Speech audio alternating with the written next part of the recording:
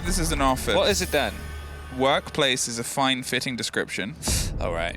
Well, I mean, we're behind a desk. We are behind a desk. Actually, you're right. Okay. And we're on chairs right now. And we're on chairs. Yeah, I mean... Those are two things that you do in an office. that are in an office. Yeah. We have a coffee machine here. We do have a coffee machine here. That we sometimes talk around. Iana doesn't. She's been banned. Moved. There's... What makes an office an office?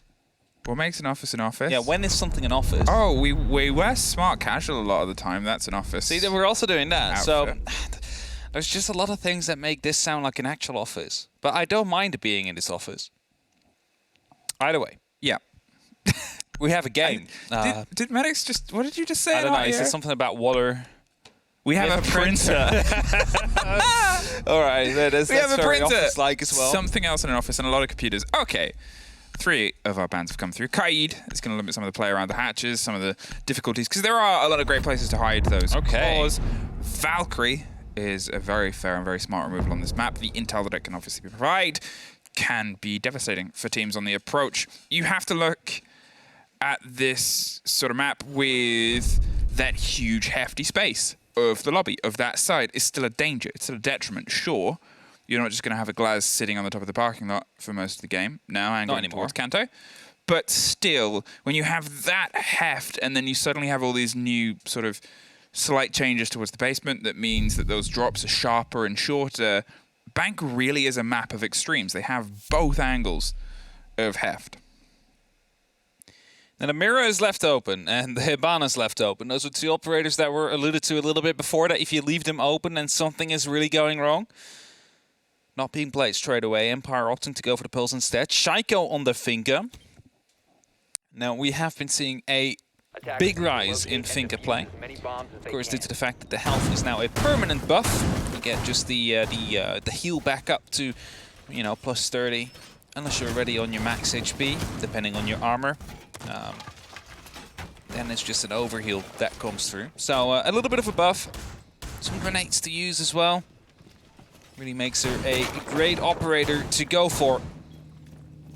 So has the opportunity to go for some nice little bit of fragging, especially if you're the one to instigate the adrenaline surge. Now, as we just get into this round, we see a lot of the hatches to be reinforced. We're not starting off at the bottom floor like we normally would think we would.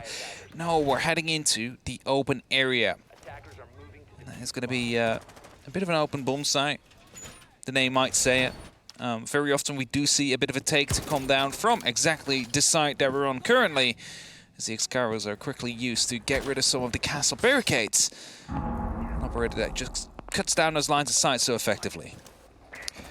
Now, heading all the way up to the top to see if they can start their clear here across the side and see if they can pull any of these Empire players away. Joystick is playing quite aggressively around, obviously, the front desk, just on the inside of Banana, so he doesn't get caught by anyone that goes on the opening window. But as the pressures start to come in from every which way, he's going to probably need to fall back just a little, because they are trying to isolate him first, based on the setup, based on the angles that Renshiro is taking, and based on the pressure and the rotation around towards the white skylight. They want to try and find a Empire player. Dan is the risk factor right now. If Dan gets into a position he can swing and offer some support, and I think Always was also on the top of the white stairs, they could cause a problem. Talking of swing, woohoo! That was close. That's very close. Make sure you keep hold of all your operators for now. There's 2 minutes still left on the clock with 2 men of Empire up on that roam, actively trying to challenge anything around CEO. Shiro is going to be repelling in right here. There might be some pressure to come in with the skeleton key right into the CEO office. Shaiko in the meantime, however, looking to take Talus, quickly checking the drone. Spots out there is a Vigil near. Spots out the Pulse here as well. That is going to be forcing a push out from him. That's it. Look how Shaiko's just been able to sort of move in. All the attention was paid above, so now they can try and put some pressure in the archives itself. And Seth is trying to read as much as this is possible, but it draws the eyes away, and Always is still, as I said before, in this flex position. He can support Joystick, which he's trying to do now. The pop-up and the spray around. The first fight comes through. The proximity gets popped. But it's Dan that gets the opener. A knife first for Foul with the pickup from Alems there. Suffered and snuck around the back side. Renshiro is trying to just find a body inside the long desk. The conference room is currently just held by Joystick. And another punishment comes through. Shaiko finally gets the pulse underneath, gets the kill, and it's blow for blow either way. But these are very spaced out fights that are happening. Very spaced out, a bit of skirmish all over the map, but the actual site for now, Shepard holding out here. Joystick picks up yet another one. 2 members of BDS still stay, but Shaiko, well, he's about to swing in. Gets the first one, has site control now, but Playday, well, he needs to go all the way over to the actual side with that diffuser, and there's still a man waiting. Is going to be always on these main stairs, just holding, and will be able to pick up the kill. No, he gets downed. Playday wins out on that one, and that means they can go for the plant now. Joystick is going to be in a 1v2 situation, has 2 opportunities to go for the kitchen, or either from tellers. Now the castle wall, he's going to pop that with a C4 and give himself a little bit of an option to rotate and maybe draw some eyes that way instead. There is a post plant. They've got themselves separated either way, but with the 3 routes in, it's not a comfortable hold. It's going to come down to quick communication between the pair of them to see who can get the drop first. Popped up, and a bit of audio, though, gives the game to Shaiko, and BDS pull themselves back round to a round that was truly blow for blow. It was a blow for blow indeed, and some of them might have said, like, you know what, let's counterblind Shaiko, get Diana out of the way. Only to find him on the finger now with a spear 308. Really working out well for him. Able to pick up quite some nice couple of kills there. And the first round does go to BDS here in the attack on Bank. Locker CCTV up next. The second side to come through. We see a Warden, we see a Mirror, we see a Smoke. Of course, the 6-big potential is still there, but doesn't seem to be used for now. That means there is limited opportunity to stop a plant from happening. Just the 3 smoke canisters. So Empire will need to stall out a BDS for just a little bit here to make sure that those 3 smoke canisters will be enough. As you saw early on the strategy that BDS would employ is also the Tachanka, who has, of course, multiple Shumikas that you can bounce back into default plant. Now combo that one up with a smoke, and then finally we have that killer combo everybody was talking about when Tachanka just got reworked, when he would have been so overpowered. All on his lonesome, maybe not. But if you would combine it with a smoke like that on a site like this, it might be a killer combo. Now you assume at some point that that Warden is going to take up his esteemed mantle here, as Joystick is just giving him a little bit more support, holding onto blue stairs. You're thinking, why? Well, this is a very hot point. It requires all and everything to hold onto it, with the assumption that the push is going to come, obviously, via that underground tunnel and see if they can get some security. But for that, you need that body out of blue. And for that, you need a man on a mission with his smart suit and his special glasses, Warden, to keep himself under as many bits of control as possible, waiting with the support of those ADSs and that shield and those funky spectacles to cover anything that comes around that corner. I think this might have been a vault push that is about to be set up, considering we had Hibana and Shaiko up at the ATM's door. Lamb's already in the top 4, clearing out the roamer. Spots a couple of footsteps there. Will be getting into spots, and Mira now downstairs at site will not really be posing a threat. The rest of the defenders also offside, of course. Just a Warden that will be, well, somewhat offside, playing on the server stairs. It's going to be the one that could make the difference here. But all the hatches will be opened up at the same time, except for, of course, the one that was just blown by Playday, just by the use of the X-Carol's remote detonation. That's it. They've set themselves. They're stacking everything at once. They're making sure that they have their options, okay? Sure, they could be setting up for this vault take, but they've got their plan B in place as well, which is obviously the traditional A plant and spot here. Shepard is getting a little bit aware of this. Feels like he's not going to be under pressure in Garage, so he's going to make sure he's in a situation where, sure, he can jump around the cameras, but can swing onto the fight at the bottom of green if that is where things start to spill out. It's a steady approach here from BDS. The drones round on the slightly moved elevator hatch gives them a little bit more width for the drop, but it in no way means it's more comfortable. We've seen many a player get stuck in behind the back line of a smoke canister, which always, if needed, could rotate and offer. And the drones that are coming out really show that it seems to be a push from the backside, from the vault and from the elevator. However, do not be mistaken, there are still BDS players around on the actual A-bomb side hatch, and it's just Dan currently defending it with a bit of help of Shepard, who of course could be using these horizontal angles to their advantage. BDS seems to be wondering a bit, what do we go for, where do we strike from, as there are so many opportunities for them. Grenades being cooked, trying to get them into the right spots to deal with the pieces of utility, such as that Evil Eye and the barbed wire. Successfully does so as well. But if they want to go for a plant, they really should be opening this up as Ranchero gets the first kill. Just swung and shot blindly past the mirror window. Down, the special spectacles come in very handy. Now he's going to see if he can push around the other side, but he suffers from the hatch above. Not quite able to get himself back ground, so goes for the C4, prayed and laid and blowed it up. Now he's going to try and retake the mantle. Sprays through and gets one more. Dan on the triple kill, and my word, glasses and those sails have gone through the roof. A drop led right into the pocket of Shepard. One more for the road. It's Joystick to lock it off and Empire to hold the defense. Just imagine if they were able to get the Warden there as soon as the pressure from the hatch came through. That would have been a round win. That wouldn't have been the C4. That could have gone the kill onto Playday. And it would have been a 45-second post-plant with every single member of BDS still up and above the hatches. So, we equalize the score. Levels pegging, as we've learned. You know, I was wondering about it before. Yeah.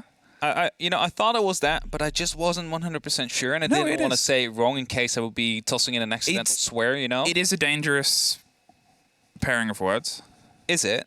Well, I'm not going to explain any further. Yeah, I know, but that's why I was wondering. Yeah. Like, to the point where I think maybe we move away from your inability, because you will say something bad. At some point, maybe. And it's like my job to try and ensure that doesn't happen. Oh, so you're my handler, basically. Yeah, pretty much. Talking of jobs and handling things, Dan handled that pretty well. And Dan as a character has had a little bit of ups and downs in recent sort of splits and seasons with his time with Empire, where he hasn't quite been able to fit in. There's so many statements and so many games where you go, this is it. This is what we see in him. But there are games where he starts to slip away. And that was around the first stage. That was around when we saw Empire drop off a bit. Dan was really one of those main sufferers of falling into that obscurity. But recently, he has been on such a good form. He's really found a massive confidence to swing behind. And sure, a lot of people will cite Joystick the Cyborg for his massive performances on land, which, to be fair, yeah, rightly so. He was a beast. But Dan, for me as well, especially in the online season, has been able to carry that over. And I'm really excited to see how much that sort of grows, because he's starting to get sharper and sharper. Sure has been BDS here. Most of the window repels, opening up every single thing to give themselves as many opportunities, as many angles as they possibly can find. Looking to secure this top floor as quickly as possible. It is absolutely key to their success, to their attack, because you need to make sure that there's no one, having any vertical angles on you if you would be going for that plant, because there is quite a bit of flooring that is destructible, especially in stock, a little bit in Janitor. That could really be coming to work up against you. So, BDS trying to work on that as before. Shaiko, however, is on his lonesome. He's on a bit of a solo roam. Or clear, rather. Whereas Joystick now, getting his drones in position, should be able to potentially find out about this. Yeah, that's it. Joystick gets caught, but he was playing this point before. He's trying to find the fight against Rafal. Last time it was Ranchero, and this time it's slightly different. The grenades over the top are going to cause some problems, but he's still able to slip into a slightly comfortable position. That castle on that door actually gives Shaiko a little bit more freedom to play around the bottom of the spiral staircase if he needs to. Sure, he could still be swung round and from above as Joystick is looking to find, but with Dan getting the opener, it puts a bit of a mantle of pressure. There's the swing, there's the fight, just can't connect. The bars come through for an attack, but here with Dan getting two on the other side, and now Shaiko falling, BDS have found themselves absolutely drifting out of the fight on this top floor. Some use the adrenaline surge right there to quickly heal himself back up. It made him stay alive just a little bit longer, but it didn't last in the end. And now Dan, waiting in the corner, is going to be picked up. Rafal gets the kill. 4-on-2. Yeah, still have a fighting chance right here as Playday is trying to take the fight up to Joystick, but he's not going to be able to lock off the final shot. But, Rafal's not far out. He's kind of on the hunt himself, knows that he's around the banana side. Looking to potentially find him through a window or anything else, but always, of course, there to support as well. So he has to be very careful on how he threats this top floor, because otherwise he will be picked up as a result. Hatches will be opened up, but 30 seconds left in a 2v4. How much will it help them? And that's the worry right now, is you can sort of see that they still have Joystick, and he said, look, go down, I'll play this for as long as I can, and that was around the 40-second mark. And now 20 of that has gone, and they're still just sort of trying to get comfortable on the drop, on the hatch. They're prepped and ready with almost a take there on Joystick. Almost took him out of their misery. Finally find it, but with 5 seconds, they've just got to try and hit the boards and see if they can make it stick. A great take, but now is the tough part. Holding it past the delivery time, hoping that the cover comes from above. It does not. And there it is. Another round for Empire. Another close fight down in the open area. There you have it. Empire now in the lead. Managed to take it here on the defense. Round 3 just finished. We are 25% done. Heading into the second half of the first half now. Or the second quarter, you know, as we do maths. You put me in the spot earlier, so I'm going to continue with with maths. With maths. But you love maths. I mean, I am kind of a stat guy, you know. For Christmas, so that's what you asked for. For maths. Mathematic book. Please don't. Oh, so you're gonna get it's been a long time since I had that. When's your birthday? The 20th of January. Okay, so just after Christmas, everybody make sure that you send as many maths problems. See, I've had my fair share of them. I finished secondary school, which was the last time I actually had to do any, like, a while ago. Algebra, I think it's called. Numbers, letters shouldn't be numbers. That's all I'll say. Right, 2-1 Empire. They're going to find themselves on their tertiary bomb site for the first time this time round. They've opened themselves up the hatches underneath for rotation and some problems. It is a dastardly approach if you have a good C4 in hand, as you can really have a preference and an awareness. And also, if you're trying to hold, maybe less so the front lobby desk, because that hatch is a very dangerous hop too, but open area and the small connector and things start to get a little bit pressured, you can drop that. And you have some really good rotation possibilities from the white staircase or the blue. You have other places you can get to. Dan is prepping himself for an entirely different approach here of his own. Now, those hatches might be opened up, but it isn't per se to make sure you throw that C4 through. It's just having the opportunity to do it. May the need arise. You never know where the plant will be coming down, and if a well-placed C4 from the Pulse Scyther would be able to stop the threat from happening. 2:30 in the meantime, and again, BDS is working steadily on getting that top foot control, something they have been doing for the entire game. You can see how important it is for them. All they really need is to find 1, maybe 2 more attacking rounds, and they should be set for this half. As the cover is coming down everywhere. You see, every single gun currently is aimed towards that top floor, but maybe Shaiko's, who is, I think, again, yeah, in ATMs right there, just about to be jumping in. Has to be careful, though, because Joystick seems to be well aware of, well, the entry point he seems to be making every single time. That's it. He goes really aggressive on his own way. He's happy with some of the confidence that can come through from the other side. The grenade! Beautiful! Is perfect this time. Tried to hit that mark before, couldn't quite get it to connect in the right place, but there it's perfect. The pickoff comes on the back, but the trade is there, and Shiro is able to secure some of the top for them. Now, as they start to try and angle their direction and their eyes down underneath, there is still a big worrying sight, and that's a Pulse and 2 C4s in pocket. They're going to see if they can try and connect with anybody that tries to get in the top floor. Obviously, Renshiro, with that buck, wants to steady away, but you've also still got Rafal not too far away. The plan? Shaiko. Draw as much attention as you can. Take the fight aggressively to Scyther. Make sure that they can't have this moment of looking up to the skies and causing some problems. Gone 6, opening up the castle barricade there, and indeed, this is going to be the danger. Renshiro now has free reign to start opening up these ceilings, and due to the fact that Shaiko is playing around here, it is not going to be allowing Scyther to just look up with the scanner and try and get a C4 and a Nitro at the right position to get the eventual kill. Eventually, he dies as well, and that is going to be making it even harder now for Empire to try and hold on to the site.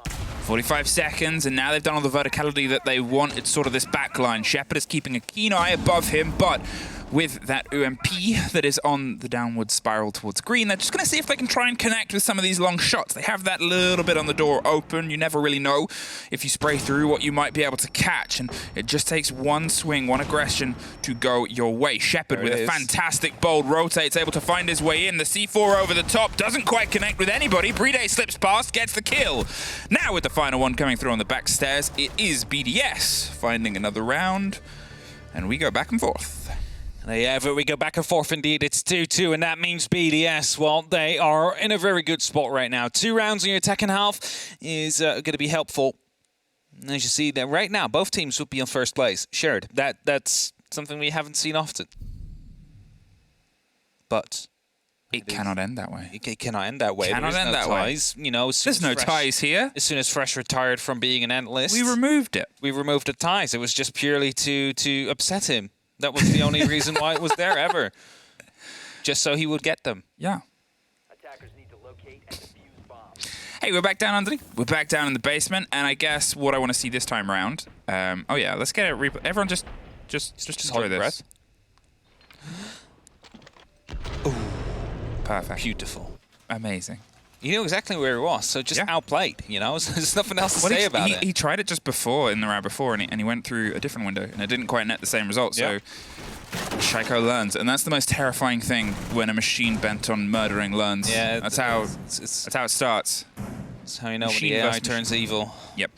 Okay. The point I was going to make is I'm curious to see if we get a slightly different approach here from BDS Attack. We've had a bit of a change in terms of the Maestro's gone and the Echo is on the board instead. And now, though, it's still this core hold of blue that we did see Dan pull away from. And to be fair, he went absolutely massive behind the mirror window. But at this point, if you're BDS, you're thinking, okay, we can't really do that again. We might have to try and isolate this fight, and that might mean they might try to force themselves down blue and force themselves against a position they know Warden is going to be playing in first.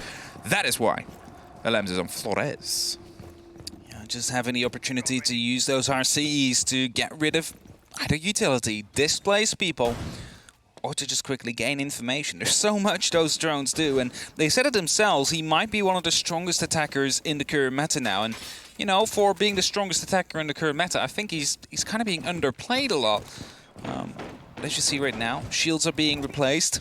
Empire seems to be aware that the push doesn't really seem to be going down the way they thought it would be going down, and this will be doubling down onto the actual A-bomb site, because if BDS is again going for a straight hatch drop, then, well, you don't really need to have that shield on the server stairs, especially not if they're going to be opening up that hatch, and, well, Dan will be forced to fall back anyway. That's kind of a thing I want to see change, though. You need to hold this hatch, because as soon as you open it up, you see Dan is just rotating out, going back into the side, hops over the hatch, and now will be playing behind the mirror window, where he has a C4 to cancel the plant yet once more. If they did that last round, if they managed to stop him there as he rotated out, that would have been a round win. If they did it now, well, we don't know yet, but that could also result in a round win. It's just a free opportunity to get a free kill on him. Either way, we're not going to be seeing it for now. A minute 20 left on the board, and they're still trying to clear some of the utility here. There it is, and that is... Oh, stuck. Dan has got stuck in that box twice. The last time he found a 3K, Shaiko finds another grenade kill, doesn't quite get connected with by the C4, and Dan's able to retake the mantle on that mirror window. Sure, there's no connector shield this time round, but still, it's a great power point. The big loss there, though, with that Flores drone is the ADS. And another well-played and placed grenade here could mean a bit of an end. They're going to pop open more of the wall. They're forcing him into an uncomfortable situation, and they're trying to push him further and further into the sightline and gun of Shaiko, as we see him almost suffer to. Oh, it's the blend and the blur, and there's that grenade I was talking about before.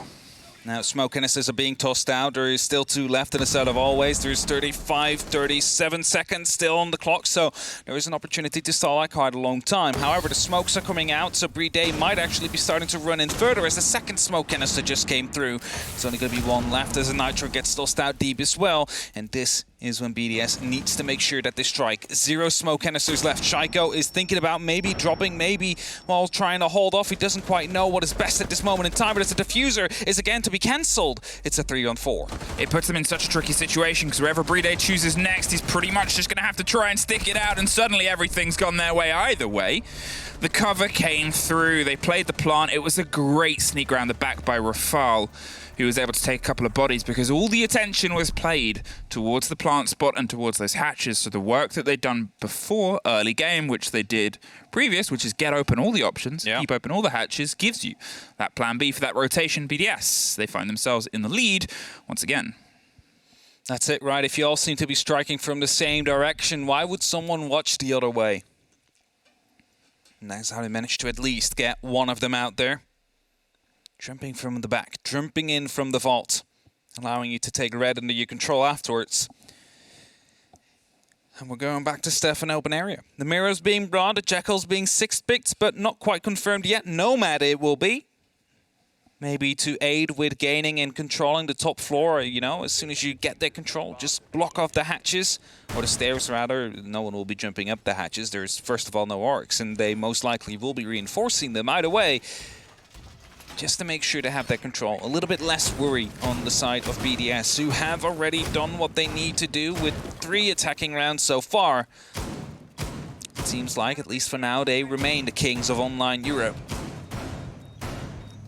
I think one of the things worth sort of looking at is, I know it's a discussion that our desk has from time to time, is how do you sort of approach your enemy and do you sort of play against their game? I think one of the things that Empire are doing very well here is controlling the information. They're frequently bringing this Vigil. They've obviously got the Mute and the Mozzie, which they've run quite a few times, especially when Joystick's playing above. They're really trying to slow down the intel game from BDS's approach here and just sort of force them into more uncomfortable situations, which is working well for players like Dan, who's able to sort of strike ground, and obviously Joystick has had these big moments as well. The unfortunate thing is BDS are pretty clean and precise when they get a bit of a whiff, when they see a body, which is why the frequency of trades, even with all this information intel, is still so startlingly high. Especially the fact that Shaiko is allowed to enter 6 rounds consecutively from the same area, and he has only been punished for it once. And all the other instances he has been able to pick up entry kills or very important kills as a result, and well, that is going to be for him attempted to be continued here, because he's again down at ATMs, just getting his drones in position, and we'll be trying to find out whether or not a player is inside of the elbow yet again. The spot to come down there. Surely will be followed up with a grenade if he gets the opportunity. Now does know Joystick is out there again. The pings are coming through, but they're not quite correct, and that grenade will land a bit short. But there's still a second opportunity to get one in, so, you know, you cannot count Joystick as a safe man yet, because I believe it's being cooked right now. I believe it's being tossed in. No, he's just holding the angle now with the spear. I think that's it at this point, is they still need the pressure to come through elsewhere. Shoot him as well. Just found the fight. Joystick swung into a position where he was able to be punished, and that's it in this game. To be fair, Shaiko, he pulled off the 3 points previously. You can't get 5, so he went for a further away throw for no reason and realized that, went for the kill instead. He couldn't hold the 3-point line this time around because of the pressure from this mirror window, but look at this. Talking of, up around the back blue stairs, doesn't quite get the full connection, but enough to give Renshiro a little bit of fear. And that should have been a free kill, though. Always had the opportunity to strike Renshiro in the back, but failed to do so. Renshiro too quick to respond. As always, just tried to opt out. He's back now again in the very same spot. Dan down on the same stairs as well. And if only BDS are going to be holding this down, and 2 players of Empire are going to be in quite a stuck position. That's through a hatch there, and Shiro picks up a great kill. Nitro, however, will trade him out. Saito will use his to make sure that happens. And we stay in a 3 and 4 situation for now, whilst BDS continues to open up the hatches.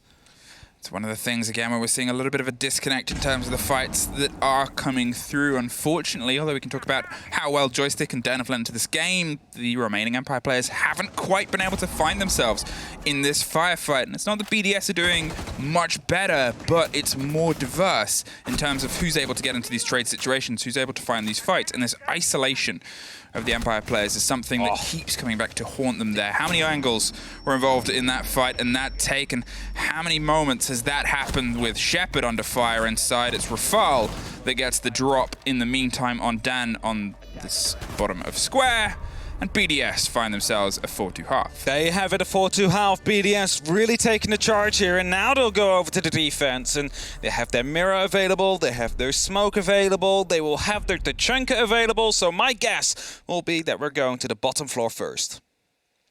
Oh no, staff opener, okay. We're not going to the bottom floor first. Who would think such a thing?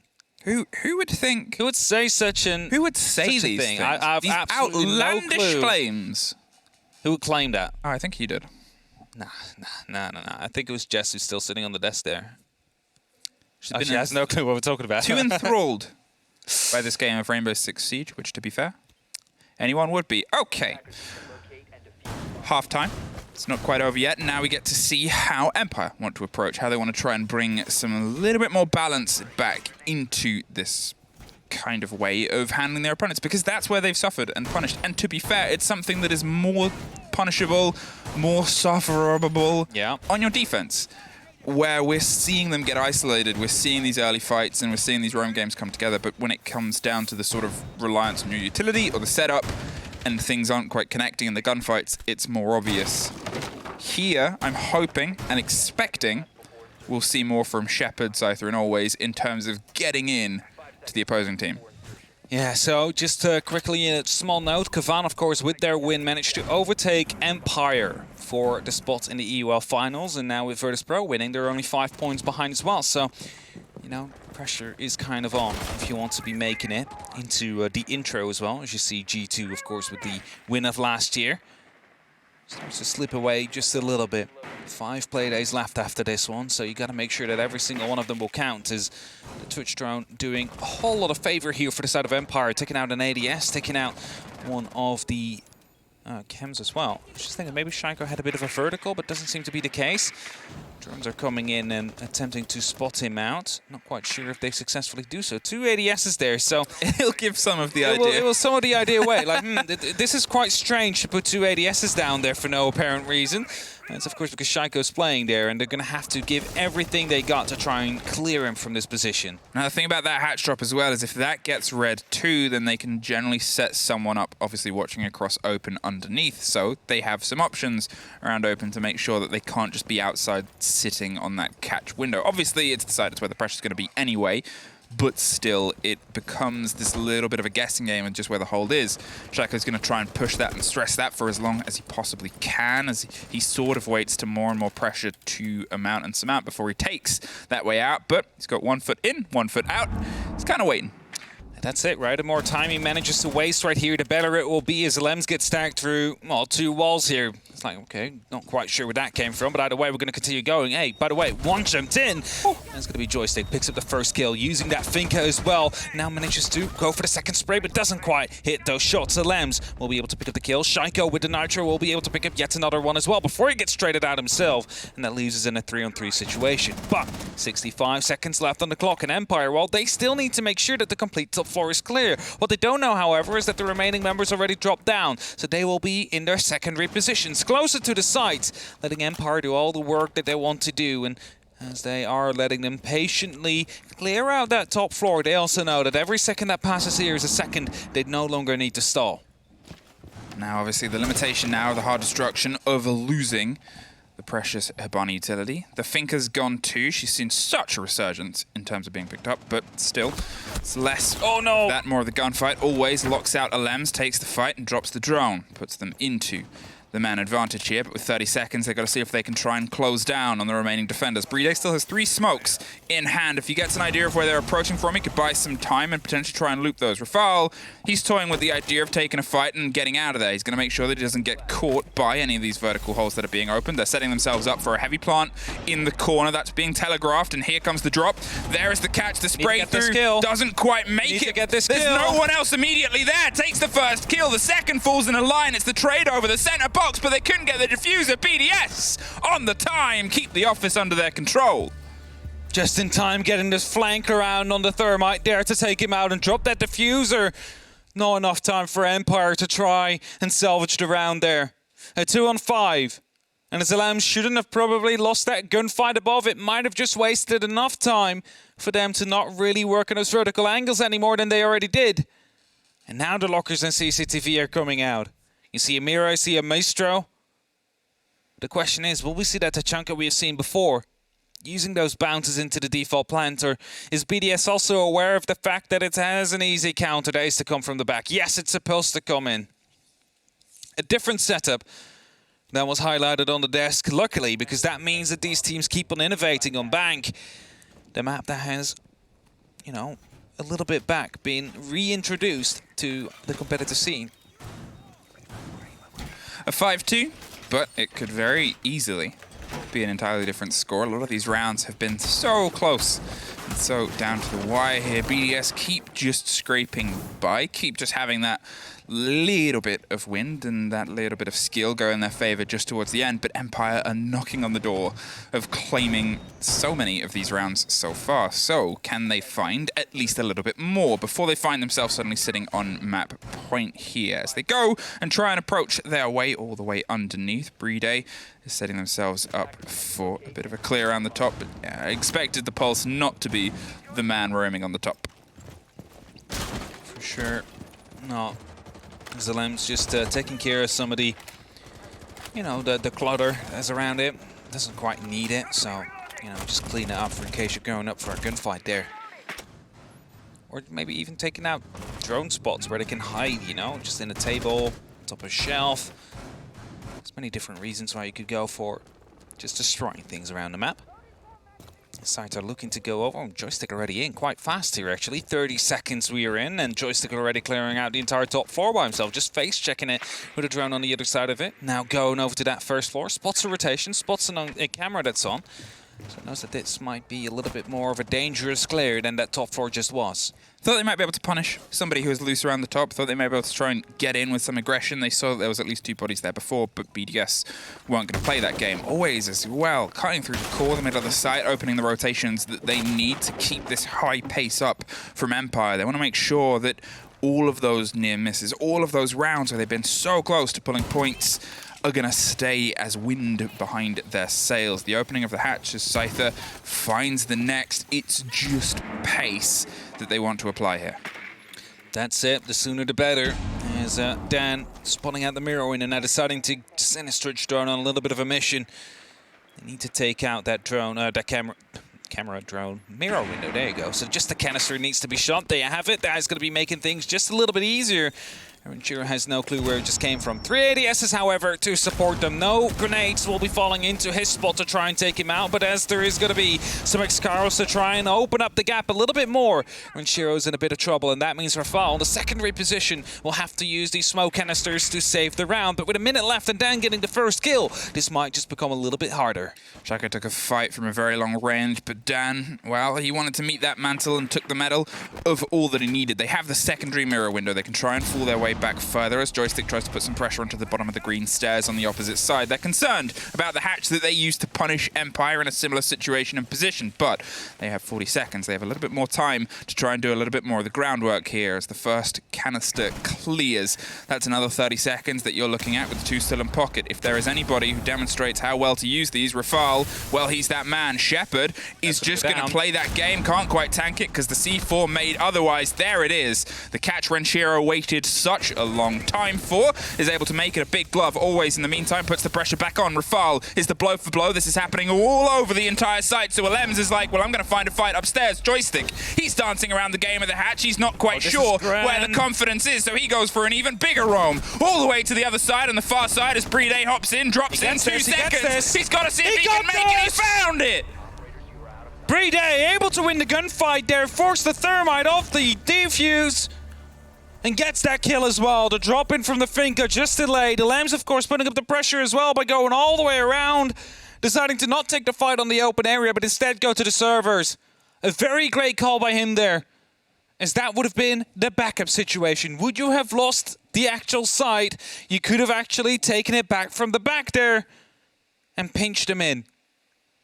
And right now, BDS have 4 consecutive match points, and they will be forced to the 3rd bomb site. And it is going to be on the top 4. The CEO office, and even though they managed to waste a lot of the anti-plant utility, the smoke canisters, the nitro, the push in the back went wrong. It was ill-timed. It should have been maybe a little bit earlier as soon as that nitro came through. And as you see right here, Playday winning that gunfight, that is crucial. That allowed him to jump over, push the pressure on, and get the kill onto Shepard, who returned fire on him. Even if he would have lost that one, there wouldn't have been any time. So Playday with a great kill right there, securing that round for BDS and securing 4 match points. 4 match points, 4 swings at a ball for the bleachers. Just making it happen, just making it connect, just seeing if they can find another way to try and drive themselves a little bit closer. You can see that Empire keep almost pulling it there. Again, one more of those moments that could have gone their way. That was one time where Shepard was in and out trying to get the diffuser to go down at the right time. It's a game you have to play, and you know that if you're going to plant in that spot. You know you have at least 30 seconds to a minute of baiting utility. That's why you've got to be quick in that approach if you want to go for that default spot, because, well, it's been that way for a very long time. It's been that way on the old bank. It's been that way in the meta for a long time. the difference on Vault Takes has a bit of a change of face, but still, it's a utility dance game, and they just ran out of time. The utility being taken care of here by Dando with that Twitch drone. As winners have opened up, Joystick looking to put some pressure down as a player close in the corner. Just a single grenade can take care of that player. The drone will be confirming that suspicion as it jumps in. Actually, no, doesn't even check it, so he wouldn't have a clue. And now the player is long gone as well. It's flown off into the distance. The Nitro gets popped, but doesn't seem to do any damage. And Renshiro just closely sits right behind the bookshelf here. It is going to be a grenade that gets tossed in, though. That is meant to go into that spot, but the ADS just about to save him as he goes back into his digging corner here. I mean, Renshiro even has no awareness of what's going on in this window, or all the awareness, and thankfully a little bit of love and support here. There it is, the wall is popped behind him, and he gets the kill against Joystick. A huge take on a dance around windows that really should have ended 3 dances ago. Now, a minute 20, and they've lost a player who's been such a big force for them throughout this game. Can they try and build behind it? It's a great start. 1 drop, 1 down. Rafal, though, finds Shepard to make sure that it's technically a 3-3 at this point. They want to see if they can get him back up. He's not in the worst position, but still, with the mounting pressure that's going to come against Rafal, whatever they do, they've got to do it clean. It's pulled off, and it's popped off as another wall starts to fall on the other side. A little bit of shoulder damage there, and Rafal is just going to keep himself as clean as possible in the janitor's closet for as long as possible. But with Dan creeping his way on stock, the pressure is about to widen. Really good setup here, just locking off the entire secondary site, using these long angles to try and challenge. There's not much you can do against this as Empire. Now they need to push. There's 35 seconds. Starter takes even a little bit more damage. Look at the utility still available. There is Yokai's. That is basically it for now as Dan tries to sneak in, lets himself be shown, and takes a little bit of damage. Rafal stays alive though. That is going to be a kill from Sizer onto Alems. Brings it through a 3-on-3, but the Yokai's, they should be coming in clutch right now as Dan loses the gunfight. That might just turn it all around. There comes the kill as well. As Always picks up yet another one. The Yokai stopped the plant originally, and now it's only up to Always, who drops the Playday yet once more. He was downed earlier on in the round. He closes it off now, and it is going to be BDS with a 7-2 victory over Team Empire. And although the board says 7-2, it could have been more for Empire, but I do think this is a BDS win. I think that obviously they had that little bit more, it was a little bit more diverse, and they had a little bit more in terms of the canisters across the board.